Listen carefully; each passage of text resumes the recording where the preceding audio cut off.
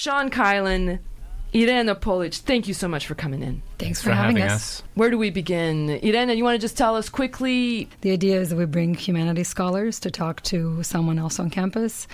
So again, we had a physicist before. We had this time we have people from social sciences. We had someone from engineering to really talk about questions that matter to all of us. Big question in all of our lives. So this year, Sean is the director of the Shakespeare Workshop. That is one of the research centers at the Institute for Humanities Research. One of many research centers. The best one. I cannot say you didn't hear that. Sean just admitted that his is the best. And Sean and I have been really also partnering on various public humanities programs. We're very like-minded. We believe that research at the university should not just stay at the university, but it should be, it should be a part of our community conversations as well. So we did a few events. We did an event at the Vets Hall. Was this last year? We did this? Yes. Oh yeah, because it was the 400th birthday anniversary of his death. That's how fast my math works. Yeah. 400. We did an event for veterans. We had an event actually for the deaf community, and they came up to Santa Cruz all the way from King City, California.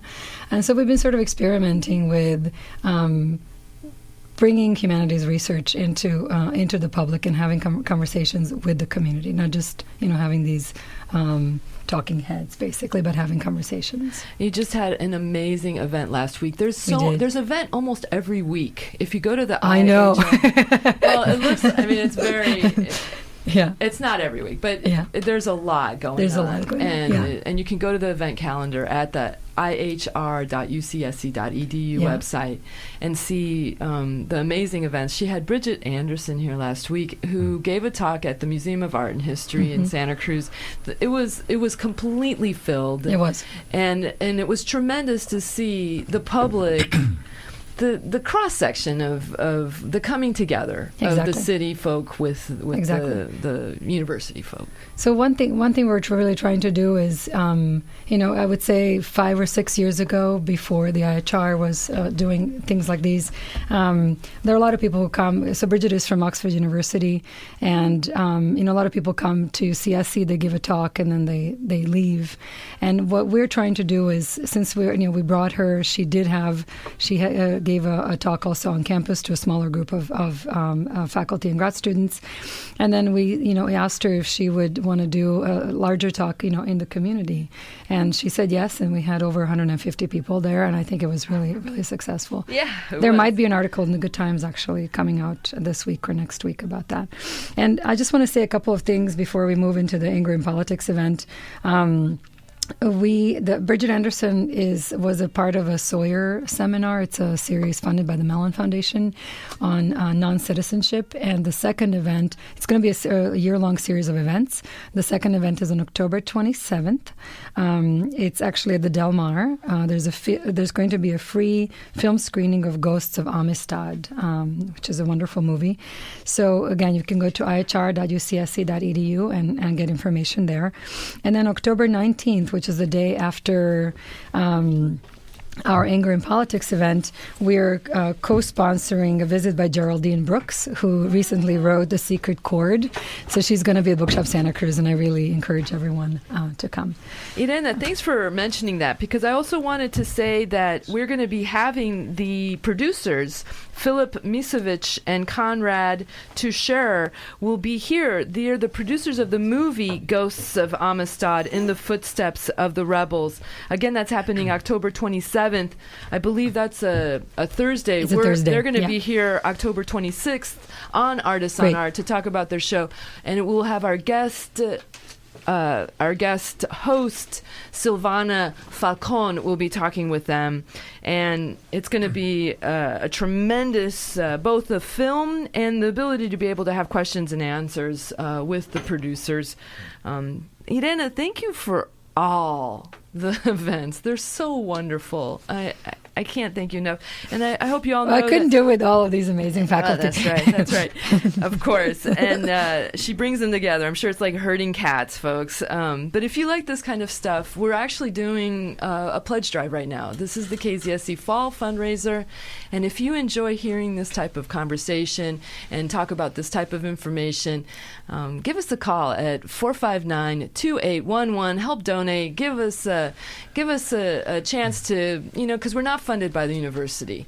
We're funded by the UCSC students through the student fees, but we need the community to help us because that's not nearly enough for us to be able to continue both training the newest DJs, the up-and-coming lovelies, as well as keeping the lights on. It's all from you, and thank you, community, for listening. Again, that's 459-2811. You can also donate online at kzsc.org. Just hit the donate button. I want to welcome the wonderful Daniel Whirls is in the house. Daniel, thank you for coming. I know you had to leave a meeting early. That was fine. Thank you for having me. I'm very glad to be a excuse for you, Daniel Whirls. He is a professor here in Merrill College, as a matter of fact. He is a political science professor. His expertise is with the government and the Constitution and how the Senate works, and it's a great pleasure to be able to talk with you, Daniel. Always great to have a voice of reason in the room, such as yourself. And so you're going to be talking with Sean and Deborah Gould. I just want to say quickly who Deborah Gould is. She is an associate professor of sociology. Her research is on political emotion, from hope and anger to cynicism, resignation and despair. Does that ring a bell for any of you? Are you feeling these familiar feelings that I'm naming for you right now, considering the elections? She's also involved in ACT Up Chicago for many years. She's a founding member, art activist, research collaborative group called Field Tank Chicago, and is most famous for its international parades of the politically depressed.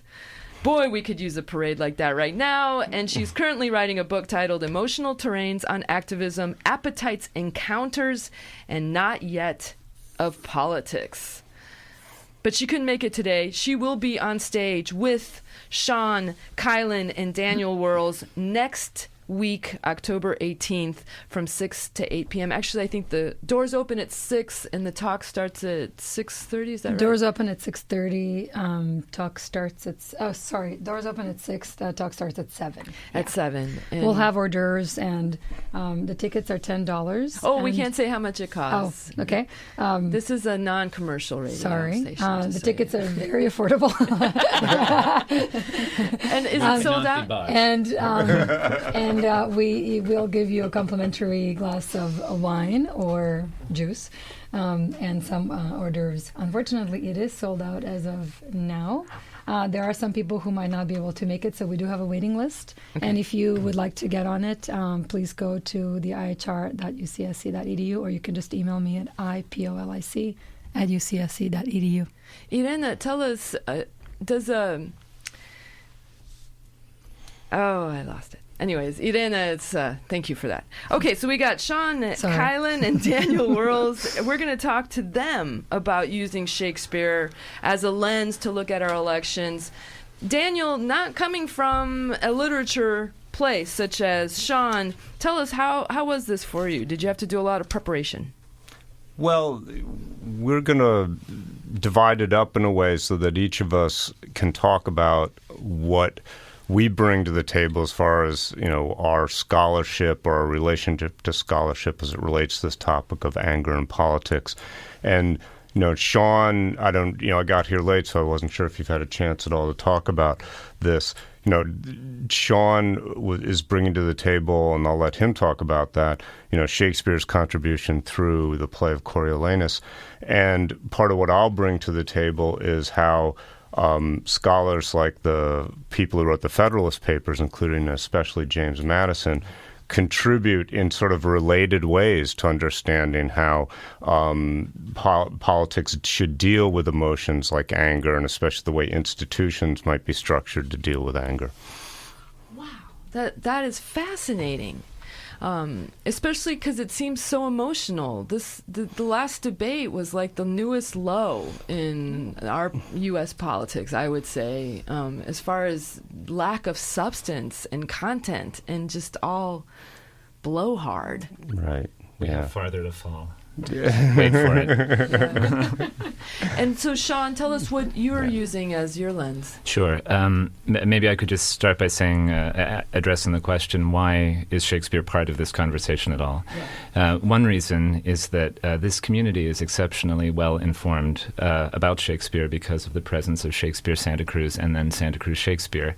It is a kind of common language for us in Santa Cruz in 95060 and surrounding communities for thinking about human experience in general. But more specifically, I was teaching the play that Dan mentioned last spring to undergraduates, Coriolanus. It's his last Roman play, almost his last tragedy. And there are some exceptional things about this play. It's set in a republic that resembles ours in many ways.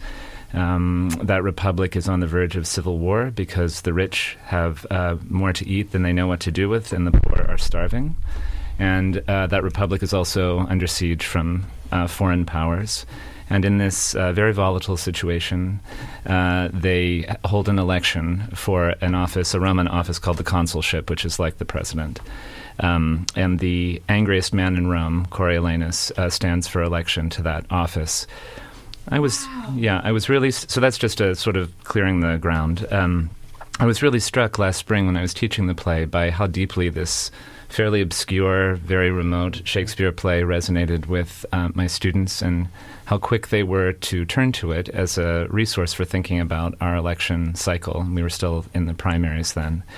I think that what I will be talking about or talking from next week is the insight of the play that a divided society, or a free society, is bound to be a divided society, and that a divided society is bound to be a passionate society.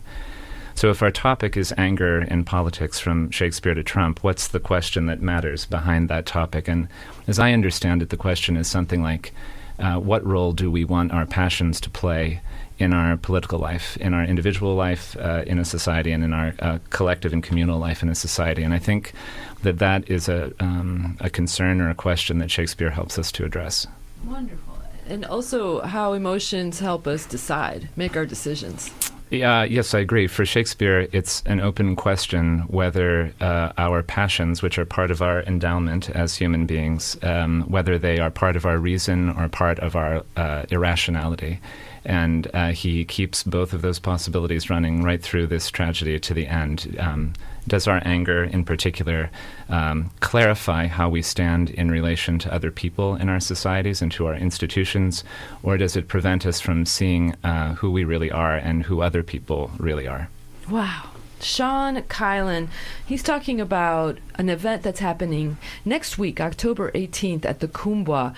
It's a part of the series Questions That Matter, and it's called Anger in Politics, From the Bard to the Donald. This is presented by the Institute for Humanities Research, as well as the Shakespeare Workshop, which Professor Sean Kylan is the director of that, as well as the provost of Porter College.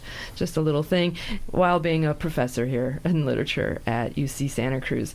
You have done many, maybe not many events, but a few events in the public, Sean. I would say that the workshop's programming is all public-facing, happily. Even the work we do with graduate students and mentoring is about turning them on to community engagement of various kinds. So as Irena was saying, we've done events with veterans and with deaf schools and what am I forgetting? Oh, and every local teachers. And every summer, the workshop collaborates with Santa Cruz Shakespeare on a weekend event called Weekend with Shakespeare, in which academic people and people from the theater world come together and sort of curate the summer season for people in the community. How wonderful. And then you have dialogues about it. And you also have readings. Readings when? Well, didn't you have a reading for the 400th That's right. birthday? Thanks very much. We had a recital, as it were, of passages from Shakespeare's works and from the history of criticism and biography to honor the 400th anniversary of his death. And that event, which took place in the recital hall in the music campus, sort of drew many, many people from the community to perform in it, as well as to listen to it and to watch it. Oh, it sounded great. Irena, I remember what I wanted to ask you. Yeah. Many of the events that is held by the IHR is videotaped and later then put online for people. Will this one be? Absolutely. Excellent. Yeah. So for those folks that didn't get their tickets and won't be able to go next week, although we do invite you to get on the wait list, you will have the chance to see it. Yes, and please do get on the wait list because there are always people who, for all sorts of reasons can't make it. And please do. Excellent. Okay, so we're going to take a quick break. We'll be right back. And we're back with Questions That Matter, Anger and Politics, from the Bard to the Donald. That's happening next week, October 18th from 6 o'clock p.m. The doors open and goes probably past 8 o'clock at the Kubwa Jazz Center. This is presented by the Institute of Humanities Research and the Shakespeare Workshop. Before we had our break, we were talking with Daniel Wuerls as well as Sean Kylan and Irena Polic. Daniel is a professor of politics here at UCSC. He will be joining them, Sean Kylan, on stage, as well as Deborah Gould. So, Daniel, you were talking about how Shakespeare was used as a source, perhaps, by Madison and the federal papers. How? No, I wouldn't say that. However, what Sean said relates directly to the Federalist Papers. That is, Shakespeare's view in that play of Coriolanus that, society is divided in a republic. Madison didn't take that idea directly, but certainly borrows the thought that in a free society, it's automatically a sort of factious society and a divided society. And for him, unlike some of the classic philosophers like Plato or Aristotle, that was a natural thing. You couldn't stop that. So in a sense, it was a good thing. So the question was how you control those emotions, anger, and factions. And for Madison and many of the founders, the key was the design and structure of political institutions. So both the size of the republic, having states, having a Senate and a House and a Supreme Court and a president were all part of the design for how the emotions and factions in society get filtered and drawn towards a better dialogue and towards real solutions that we can arrive at, as opposed to simply angry words being spoken all the time. And so the system allowed for balanced checks and balances of and that's power. part of it. Madison put it this way, famous words from Federalist 51, you must first enable the government to control the governed, and in the next place control itself. So it's a balancing act between society, which can be dangerous, and government, which can be dangerous. And they help control each other. Sean, I can see you're agreeing with what Daniel Wuerls is saying. Please tell us. I just think as I look at the media coverage of the election cycle now, I think we're coming to believe as a society that disagreement is by its nature very toxic, or that it's dangerous and points toward a sort of toxic social relationship. But in fact, if you want to have a society that is harmonious with itself, you need people playing different notes. So I would fully underscore what Dan is saying about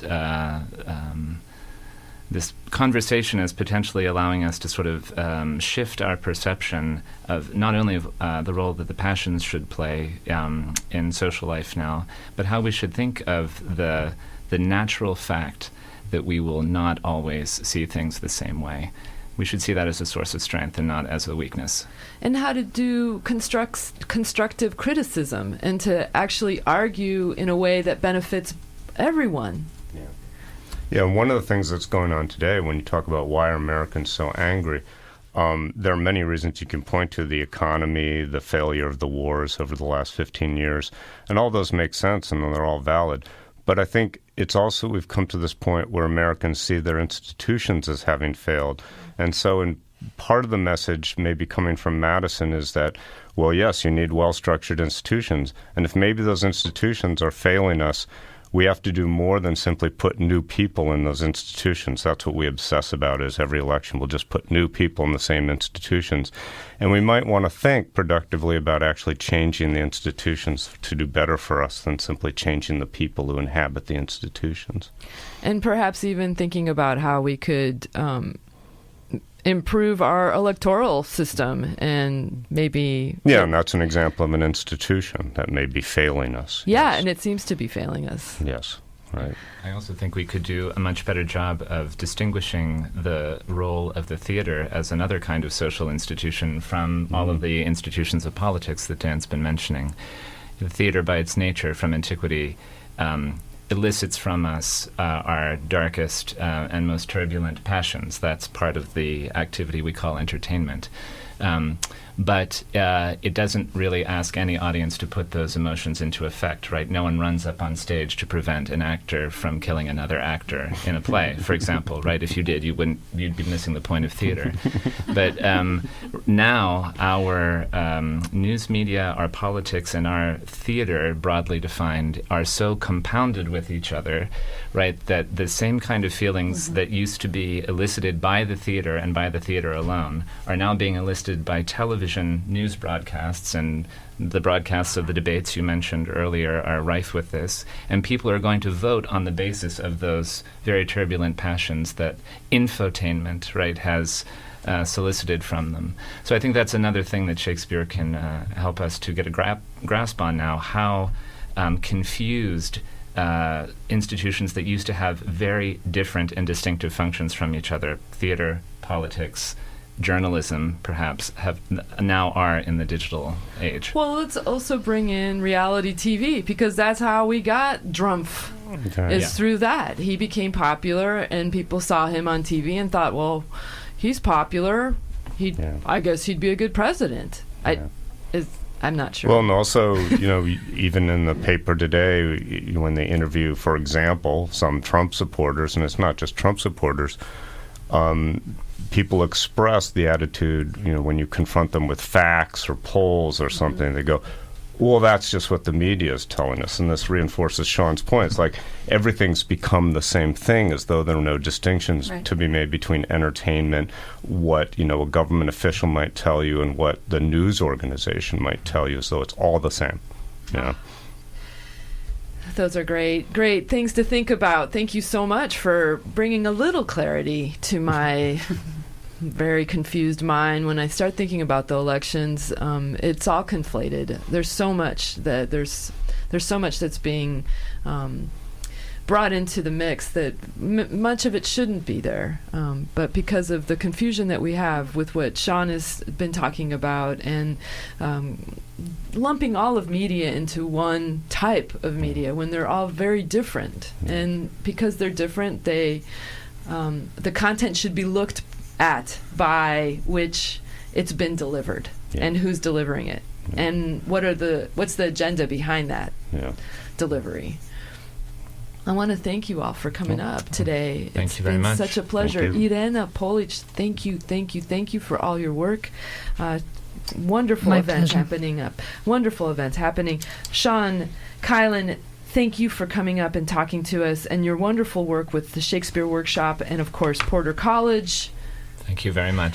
We're turning 35. Well, it's the 35th anniversary of the renaming of the college this year. So happy birthday to us. Happy birthday, Porter College. I love you. Is there going to be a celebration? In the spring. Yeah. Excellent. And I hope you'll come back and talk about it. Daniel Wuerls, professor of politics, thanks again for somehow making me feel more calm every time you talk about politics Happy to help. and this election.